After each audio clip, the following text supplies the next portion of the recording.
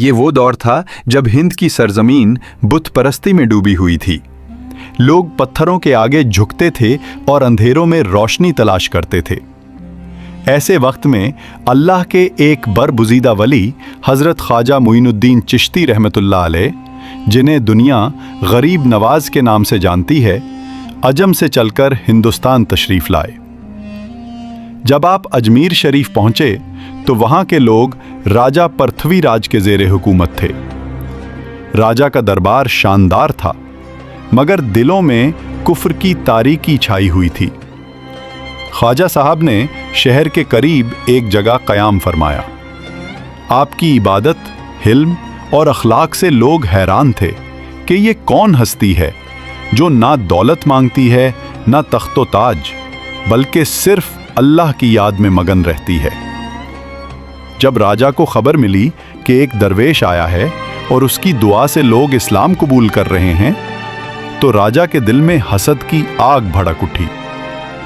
اس نے اپنے درباریوں سے کہا، اگر یہ فقیر زیادہ دن یہاں رہا تو ہمارے مندروں کے دیے بجھ جائیں گے۔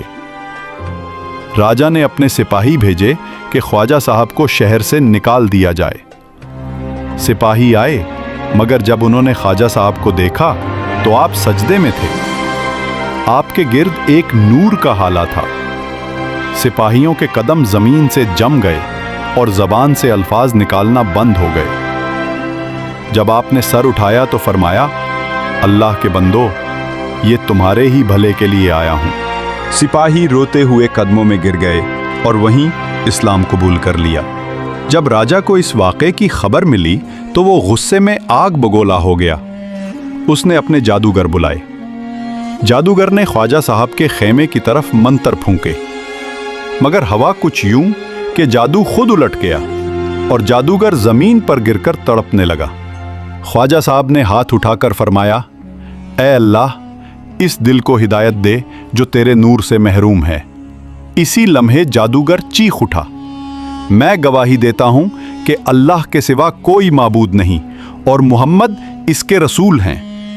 یہ منظر پورے شہر نے دیکھا۔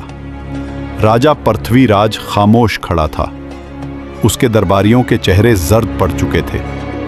خواجہ صاحب نے فرمایا، میں کسی تخت کے لیے نہیں آیا، بلکہ دلوں میں ایمان کی روشنی جگانے آیا ہوں۔ اور وہ نور اجمیر کی گلیوں میں پھیل گیا۔ لوگوں نے بت توڑ دیے اور لا الہ الا اللہ کی صدا ہر طرف گونج اٹھی۔ یوں اجمیر وہ بستی بنی جس کے بارے میں کہا جاتا ہے، یہ شہر اللہ کے ولیوں کے قدموں سے روشن ہوا۔ آج بھی جو کوئی غریب نواز کے در پر آتا ہے، خالی ہاتھ نہیں لوٹتا۔ ان کی درگاہ سے فیض آج بھی جاری ہے، ایمان، محبت اور انسانیت کا۔